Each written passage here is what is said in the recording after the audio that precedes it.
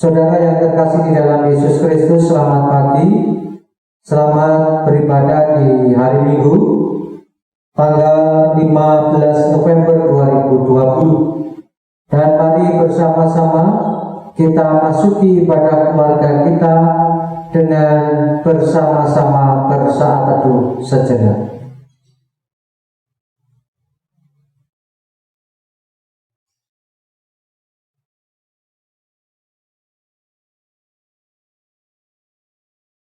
Saudaraku, mari kita bangkit berdiri, kita bersama-sama menaikkan pujian yang terambil dari Kidung Jemaat 66 bait 1 dan 3 di gunung dan di lurah.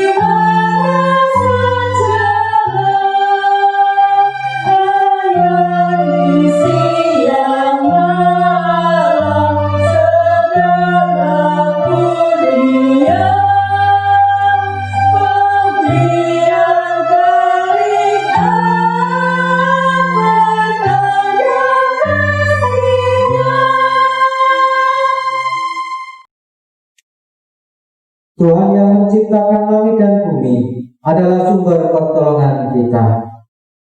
Kasih karunia dan damai sejahtera dari Allah Bapa kita dan Tuhan Yesus Kristus ada pada saudara sekalian. Amin. Dipersilakan duduk kembali.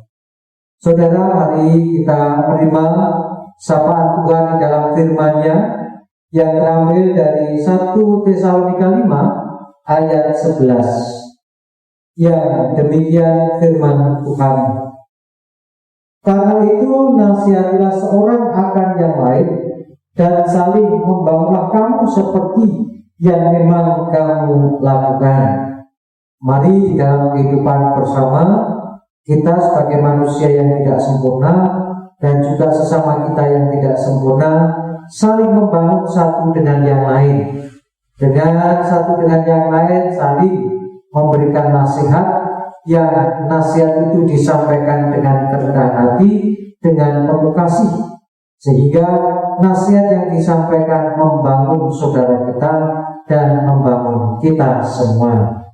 Dan bersama-sama kita akan merespon firman Tuhan ini dengan menaikkan Kidung Jemaat 362 bait 1 dan 2. Aku milikmu, Yesus Tuhan. Oh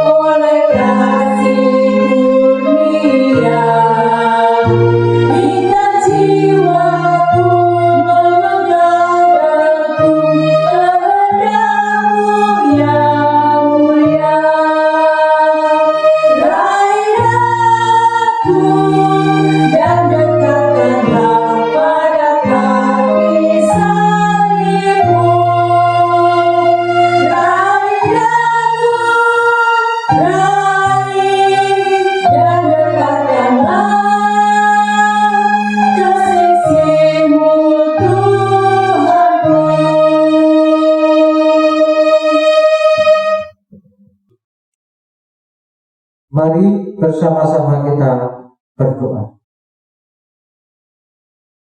Kami bersyukur kepadamu ya Tuhan kami Yesus Kristus atas segala sesuatu, atas segala keselamatan, atas berkat perlindungan, penyertaan, dan semua yang Engkau berikan dan semua yang terjadi di dalam kehidupan kami.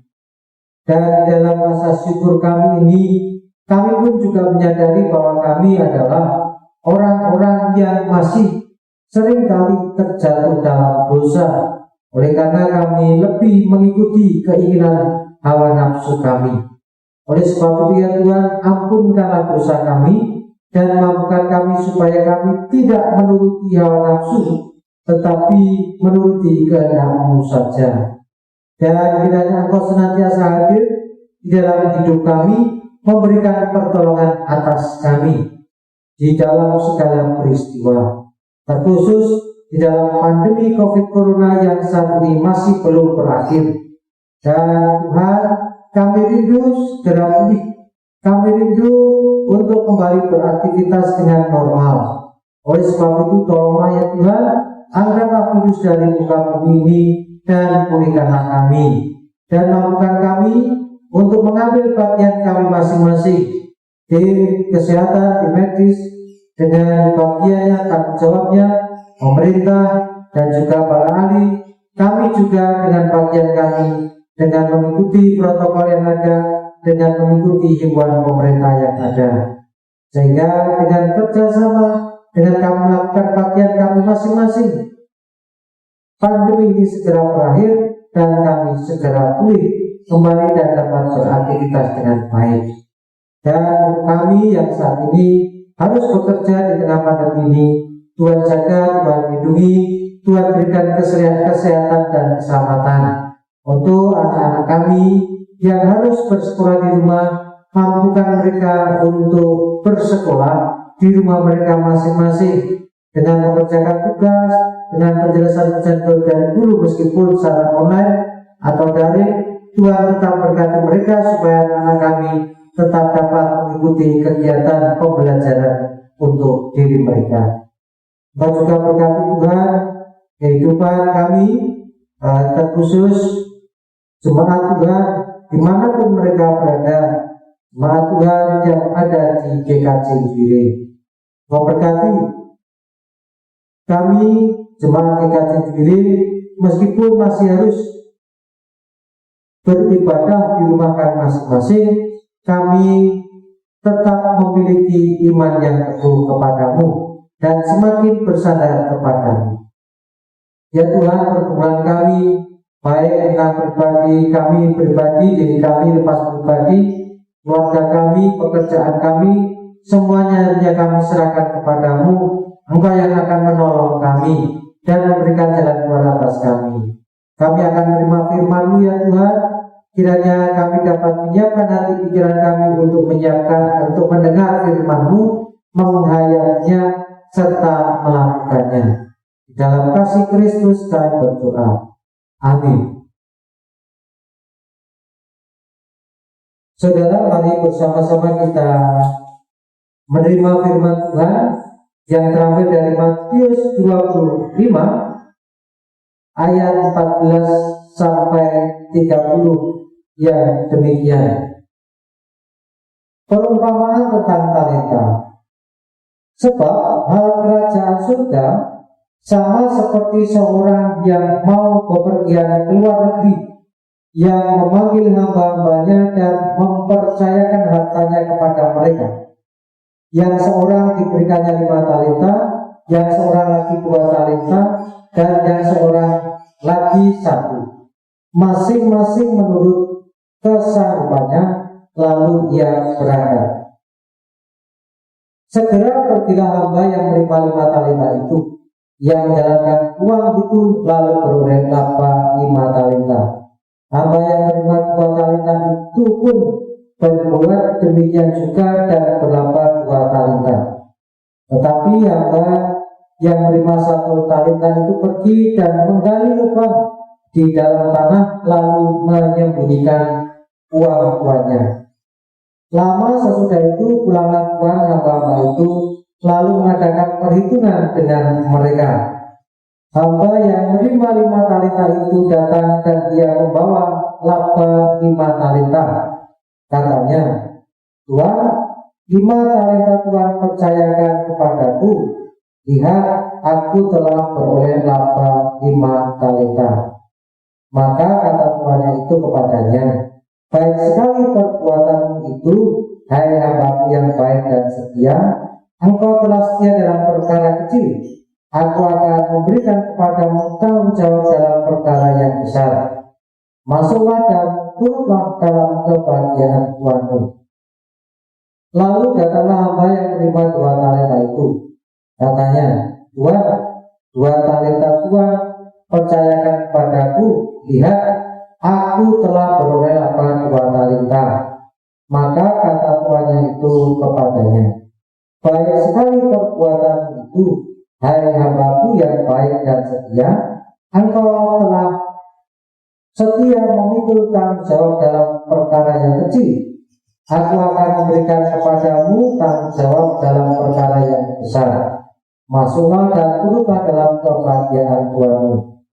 Kini datanglah juga hamba yang menerima 1 talenta itu dan berkata, Tuhan, aku tahu bahwa Tuhan adalah manusia yang kejam, yang menuai di tempat di mana Tuhan tidak pernah pun, dan yang memungut dari tempat di mana Tuhan tidak menanam. Karena itu, aku takut dan pergi menyembunyikan talenta Tuhan itu di dalam tanah ini, malah kepunyaan Tuhan. Maka jawab tuannya itu, hai hamba, hai kamu hamba yang jahat dan malas. Jadi kamu sudah tahu bahwa aku menuai di tempat di mana aku tidak menabur dan memungut dari tempat di mana aku tidak menanam. Karena itu, sudahlah seharusnya uangku itu kau berikan kepada orang yang menjalankan uang, supaya sekembalinya aku menerimanya serta dengan bunganya. Sebab itu, ambillah talenta itu daripadanya dan berikanlah kepada orang yang mempunyai 10 talenta itu. Karena setiap orang yang mempunyai kepadanya akan diberi, sehingga ia berkelimpahan. Tetapi siapa tidak mempunyai, apapun juga yang ada padanya akan diambil daripadanya. Dan campakkanlah hamba yang tidak berguna itu ke dalam kegelapan yang paling gelap. Di sanalah akan terdapat ratap dan retak gigi. Demikian firman Tuhan. Berbagai siapa yang mendengar dan memelihara serta melakukannya. Saudara yang terkasih, ketika mendapat tugas atau tanggung jawab, ada beberapa respon yang dinampakkan oleh orang-orang. Respon yang pertama adalah perasaan senang dalam menerima tanggung jawab. Dalam arti, ketika dia diberi tanggung jawab, diberi tugas, dia menerimanya dengan senang hati. Dan ada juga orang yang ketika diberi tanggung jawab atau tugas, dia menerimanya dengan bersungut-sungut. Dia bersungut-sungut karena sebetulnya dia tidak mau menerima tanggung jawab tersebut, namun karena dia tidak berani atau karena sesuatu hal dia terpaksa menerimanya. Sehingga di dalam menerima tugas yang diberikan, menerima tanggung jawab yang diberikan, dia menerimanya dengan bersungut-sungut.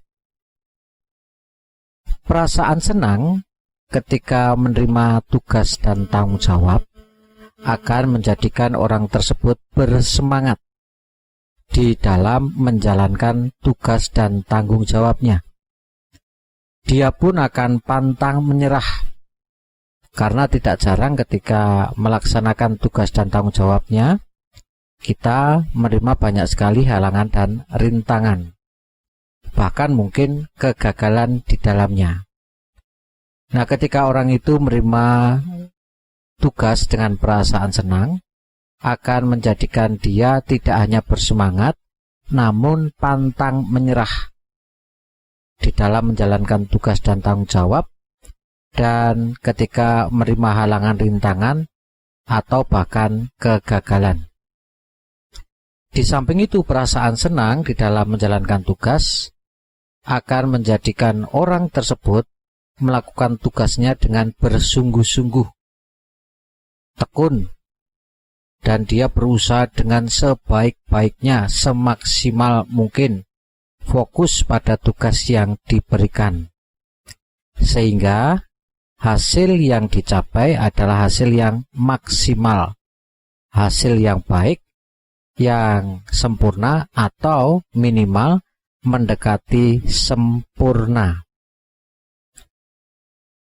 Dan ketika orang tersebut atau kita bersungut-sungut di dalam menerima tanggung jawab atau tugas yang diberikan, maka akan menjadikan kita kurang, bahkan tidak bersemangat di dalam menjalankan tugas yang diberikan. Mudah menyerah ketika menghadapi halangan rintangan, bahkan kegagalan. Dan kita juga akan asal dalam melaksanakan tugas, asal tugas itu selesai, asal tugas itu dapat terpenuhi, tanpa dia fokus di dalam melaksanakan tugasnya. Dan hasil yang didapat juga hasilnya tidak baik atau tidak maksimal. Berkaitan dengan menerima tugas dan tanggung jawab, nats kita kali ini juga berbicara demikian, yang disampaikan oleh Tuhan Yesus melalui perumpamaan tentang talenta. Dalam perumpamaan tentang talenta tersebut dikisahkan ada seorang tuan yang hendak pergi ke luar negeri. Sebelum tuan ini pergi ke luar negeri, ia memanggil hamba-hambanya. 3 hamba dipanggil, dan sang tuan ini melakukan percakapan terhadap hamba-hambanya, melakukan kesepakatan. Dan setelah terjadi kesepakatan, sang tuan memberikan tanggung jawab kepada hamba-hambanya. Dia memberikan kepada hamba yang pertama 5 talenta, hamba yang kedua 2 talenta, dan hamba yang ketiga 1 talenta. Tuan ini mempercayakan talenta atau uang kepada 3 hambanya, supaya hamba-hambanya itu menjalankan uang itu supaya beroleh laba.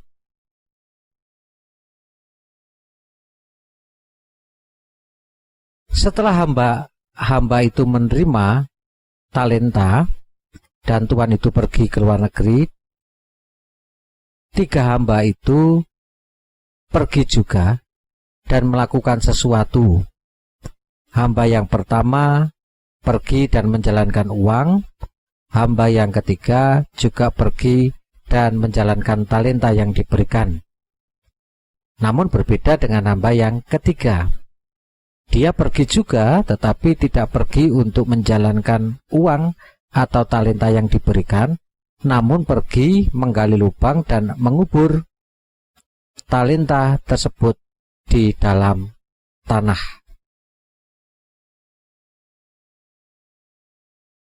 Pada waktu yang ditentukan, sang tuan pulang, dan dia memanggil hamba-hambanya ketika hambanya itu dipanggil untuk memberikan pertanggungjawaban atas tugas dan tanggung jawab yang diberikan.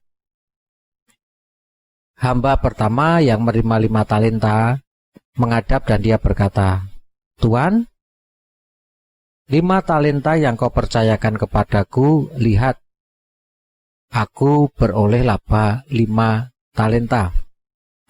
Sekarang talenta yang Tuhan percayakan menjadi 10.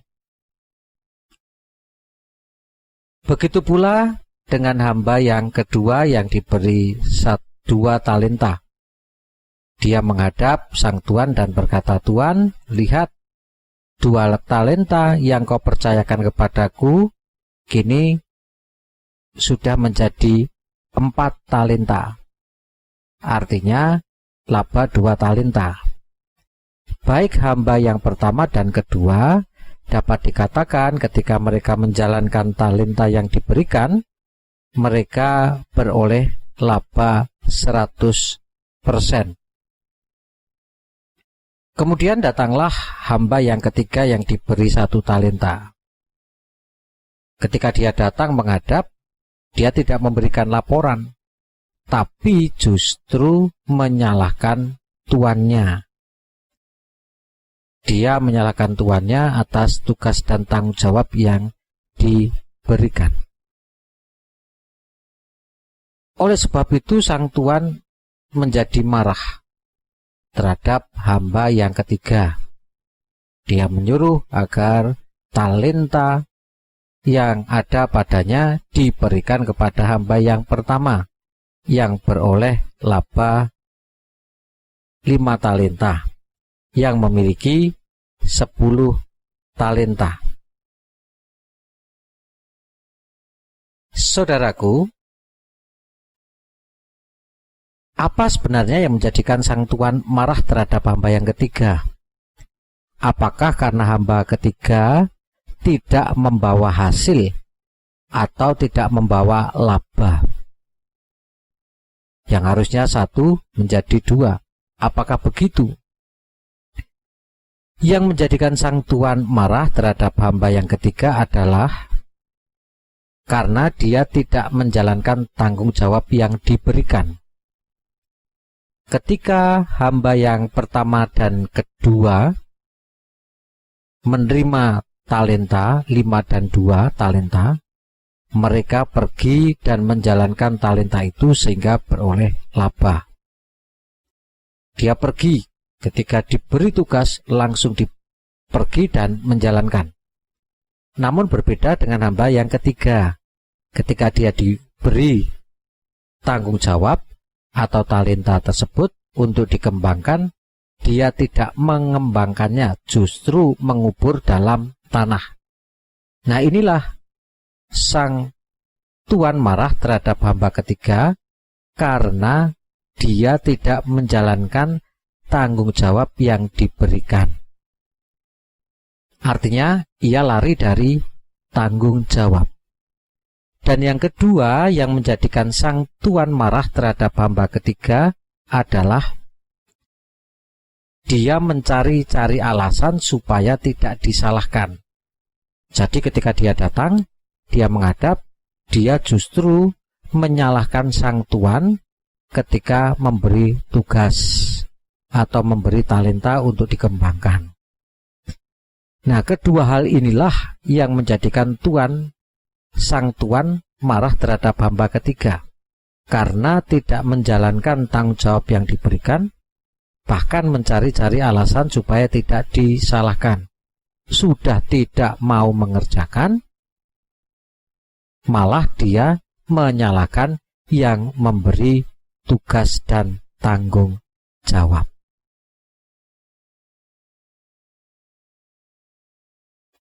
Melalui perumpamaan tentang talenta ini, kita dapat mengambil makna di dalamnya.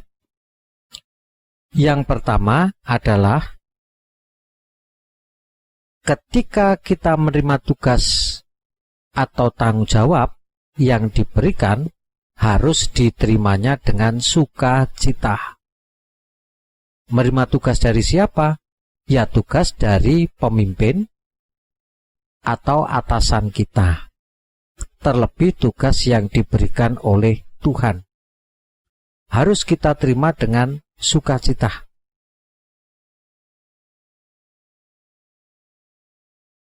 Mengapa demikian? Karena dengan sukacita itu akan menjadikan kita bersemangat, akan menjadikan kita pantang menyerah, akan menjadikan kita berusaha dengan sungguh-sungguh, dan akan menjadikan apa yang kita kerjakan itu dapat dikerjakan dengan maksimal. Dan yang kedua, ketika kita menerima tugas atau tanggung jawab, kita harus menjalankan tugas dengan penuh tanggung jawab.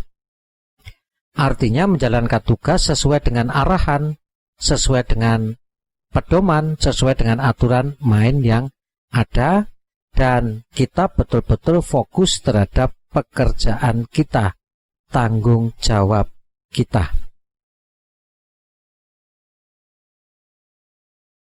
Dan ketika kita menerima tanggung jawab, kita harus mengupayakan hasil yang maksimal. Jangan hanya setengah-setengah hasilnya, tapi hasil yang baik, yang maksimal, sesuai yang diharapkan. Yang diharapkan oleh pemimpin kita, atasan kita, terlebih yang diharapkan oleh Tuhan Yesus. Dari mana perumpamaan tentang talenta ini yang dijabarkan dalam 3 poin ini? Ini adalah wujud dari ketaatan. Ketaatan adalah sikap di mana kita memang setia, fokus, tunduk, dan melaksanakan tugas dan tanggung jawab, melaksanakan instruksi, melaksanakan perintah dengan sebaik-baiknya sesuai dengan prosedur yang ada. Nah, mengapa kita perlu taat? Mengapa kita perlu taat? Yang pertama adalah karena itu adalah kehendak atau perintah Tuhan. Tuhan mengendaki bahwa ketika kita menerima tanggung jawab, menerima perintah, menerima tugas, Tuhan mengendaki bahwa kita melaksanakannya dengan penuh ketaatan. Dan yang kedua, mengapa kita perlu taat?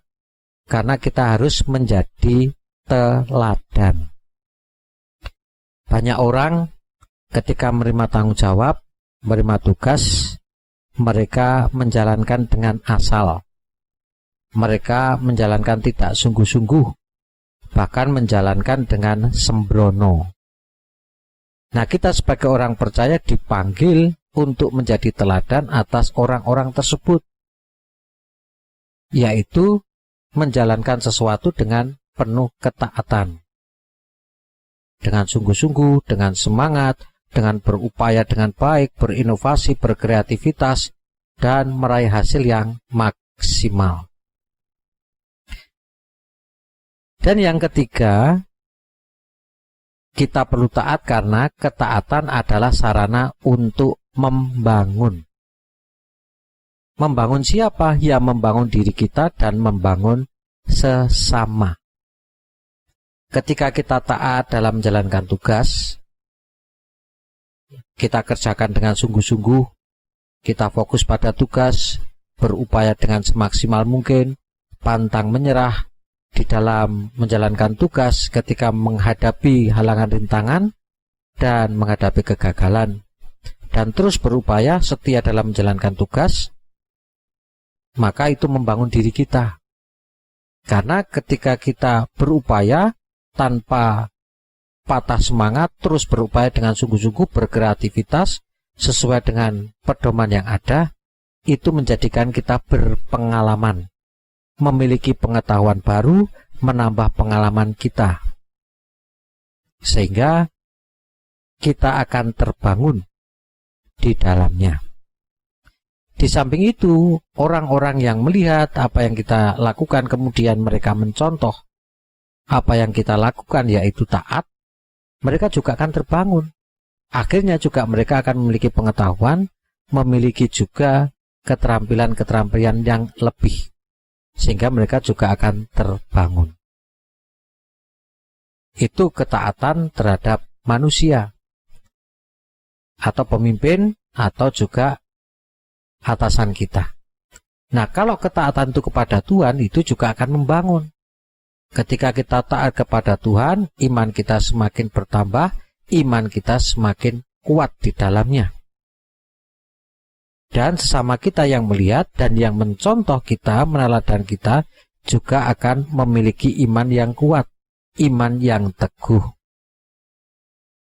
Oleh sebab itu, saudaraku, mari firman Tuhan yang kita dengarkan saat ini berkaitan dengan ketaatan, kita refleksikan pribadi lepas pribadi, dan mari hidup di dalam ketaatan. Tuhan Yesus memberkati. Amin. Saudaraku, dalam ibadah keluarga kita saat ini, kita akan menerima sakramen perjamuan, di mana sakramen perjamuan itu adalah sebagai sarana untuk memelihara iman. Pelayanan sakramen perjamuan didasarkan pada perjamuan malam menjelang Tuhan Yesus disalib. Sebagai sarana untuk memelihara iman, sakramen perjamuan mengandung maksud. Yang pertama, roti dan anggur sebagai lambang tubuh dan darah Tuhan Yesus menunjuk dan mengingatkan bahwa penyaliban dan kematian Tuhan Yesus adalah dasar penyelamatan bagi manusia. 2. Sakramen perjamuan menunjuk dan mengingatkan bahwa orang-orang percaya merupakan keluarga Allah. 3.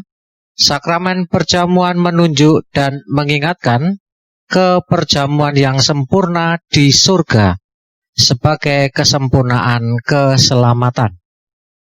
4. Sakramen perjamuan menunjuk dan mengingatkan pemberitaan tentang kematian Tuhan Yesus sampai Ia datang. Sebelum kita menerima sakramen perjamuan, marilah kita menguji diri dengan bertanya kepada diri kita masing-masing sebagai berikut. 1. Apakah kita sungguh-sungguh menyadari dan mengakui bahwa kita berada dalam kondisi tidak selamat karena dosa, dan dengan kekuatan serta usaha sendiri tidak mampu melepaskan diri dari kondisi tersebut, sehingga membutuhkan juru selamat yang berkuasa melepaskannya? 2. Apakah kita sungguh-sungguh bertobat dan menyerahkan diri dengan penuh keyakinan kepada Allah yang menyelamatkan manusia melalui kematian dan kebangkitan Tuhan Yesus? 3. Apakah kita sungguh-sungguh bertekad menyerahkan diri untuk hidup sesuai dengan firman-Nya? 4. Apakah kita sungguh-sungguh bertekad senantiasa menjalani hidup penuh syukur atas anugerah penyelamatan Allah?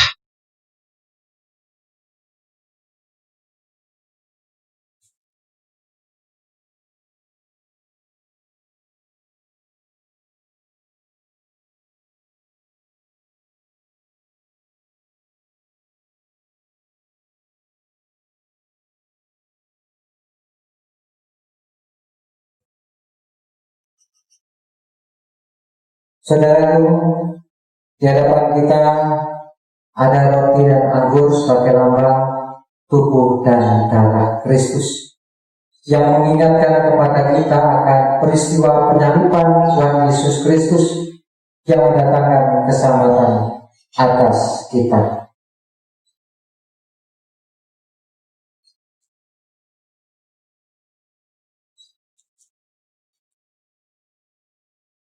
Saudaraku, roti yang kita pecah-pecahkan ini adalah lambang tubuh Kristus yang dikoyakkan, yang mendatangkan keselamatan atas kita.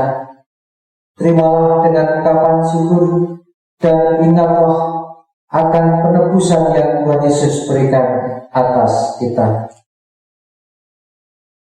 Silakan dimakan.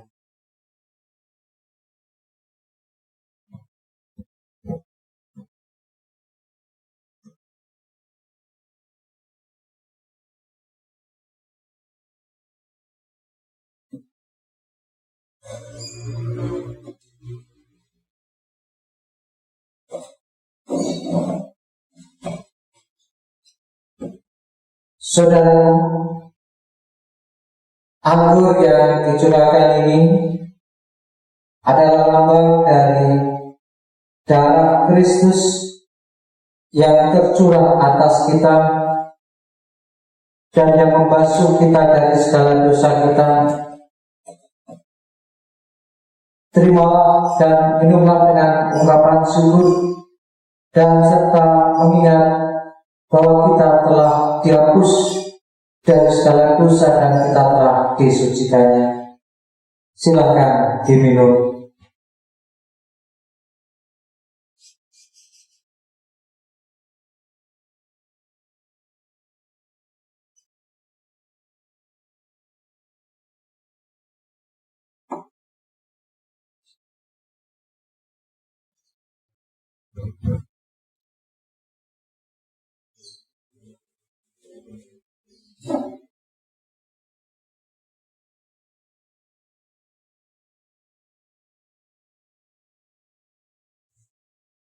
Saudara, mari bersama-sama kita mengucap syukur kepada Tuhan oleh karena segala kasih-Nya, berkat-Nya, firman, dan juga kita telah diperkenankan itu dalam sakramen perjamuannya.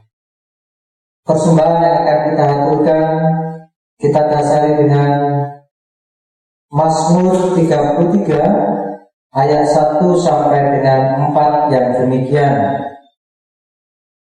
Bersorak-sorailah hai orang-orang benar dalam Tuhan, sebab memuji-muji itu layak bagi orang-orang jujur. Bersyukurlah kepada Tuhan dengan kecapi, bermazmurlah baginya dengan gagu 10 tali, nyanyikanlah baginya nyanyian baru, batiklah kecapi baik-baik dengan sorak-sorai. Sebab firman Tuhan itu benar, segala sesuatu dikerjakannya dengan kesetiaannya. Mari kita mengaturkan persembahan kita dengan diiringi Kidung Jemaat 289 bait 1 dan 8. Tuhan pencipta semesta.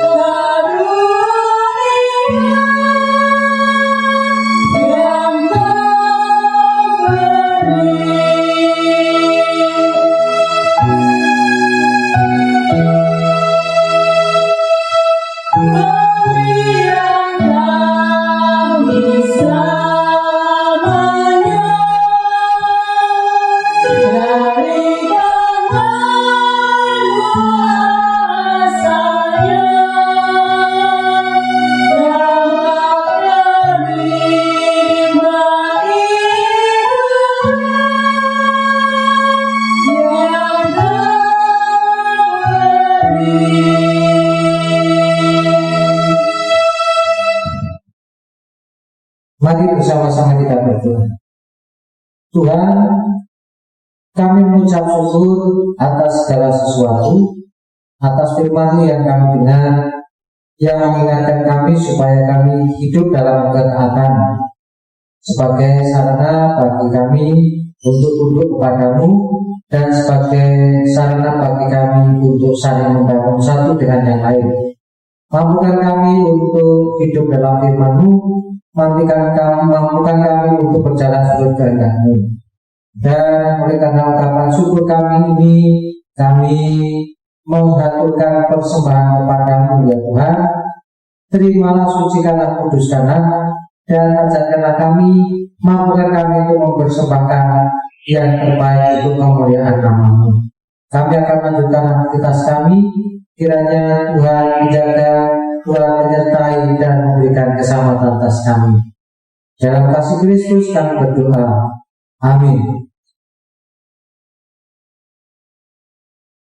Mari bersama-sama kita bangkit berdiri dan kita mengikrarkan pengakuan iman rasuli kita.